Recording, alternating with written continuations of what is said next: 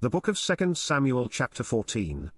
Now Joab the son of Zeruiah perceived that the king's heart was toward Absalom.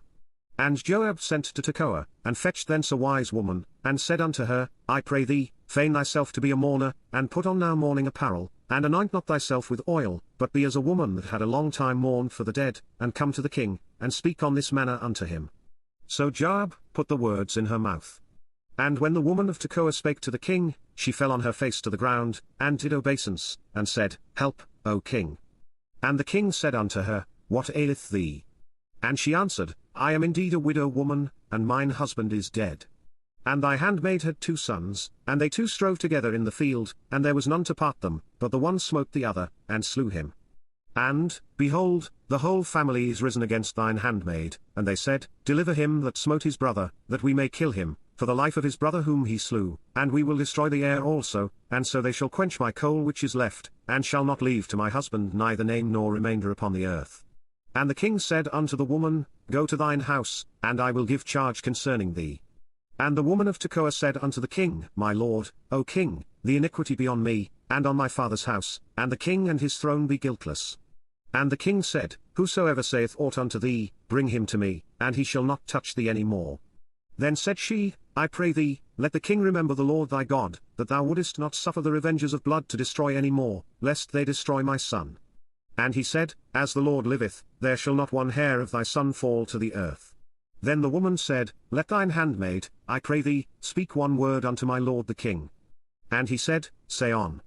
And the woman said, Wherefore then hast thou thought such a thing against the people of God? For the king doth speak this thing as one which is faulty, in that the king doth not fetch home again his banished. For we must needs die, and are as water spilt on the ground, which cannot be gathered up again, neither doth God respect any person, yet doth he devise means, that his banished be not expelled from him. Now therefore that I am come to speak of this thing unto my lord the king, it is because the people have made me afraid, and thy handmaid said, I will now speak unto the king, it may be that the king will perform the request of his handmaid.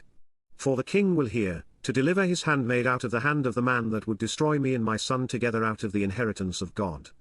Then thine handmaid said, The word of my lord the king shall now be comfortable, for as an angel of God, so is my lord the king to discern good and bad, therefore the Lord thy God will be with thee.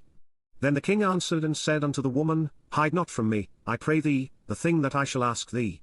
And the woman said, Let my lord the king now speak. And the king said, Is not the hand of Joab with thee in all this? And the woman answered and said, As thy soul liveth, my lord the king, none can turn to the right hand or to the left from aught that my lord the king hath spoken, for thy servant Joab, he bade me, and he put all these words in the mouth of thine handmaid, to fetch about this form of speech hath thy servant Joab done this thing, and my lord is wise, according to the wisdom of an angel of God, to know all things that are in the earth. And the king said unto Joab, Behold now, I have done this thing, go therefore, bring the young man Absalom again. And Joab fell to the ground on his face, and bowed himself, and thanked the king, and Joab said, Today thy servant knoweth that I have found grace in thy sight, my lord, O king, in that the king hath fulfilled the request of his servant. So Joab arose and went to Geshur, and brought Absalom to Jerusalem. And the king said, Let him turn to his own house, and let him not see my face. So Absalom returned to his own house, and saw not the king's face. But in all Israel there was none to be so much praised as Absalom for his beauty, from the sole of his foot even to the crown of his head there was no blemish in him. And when he polled his head, for it was at every year's end that he polled it, because the hair was heavy on him, therefore he polled it, he weighed the hair of his head at 200 shekels after the king's weight. And unto Absalom there were born 3 sons, and 1 daughter, whose name was Tamar, she was a woman of a fair countenance. So Absalom dwelt 2 full years in Jerusalem, and saw not the king's face. Therefore Absalom sent for Joab, to have sent him to the king, but he would not come to him, and when he sent again the second time, he would not come. Therefore he said unto his servants, See, Joab's field is near mine, and he hath barley there, go and set it on fire. And Absalom's servants set the field on fire. Then Joab arose, and came to Absalom unto his house, and said unto him, Wherefore have thy servants set my field on fire? And Absalom answered Joab, Behold, I sent unto thee, saying, Come hither, that I may send thee to the king, to say, Wherefore am I come from Geshur?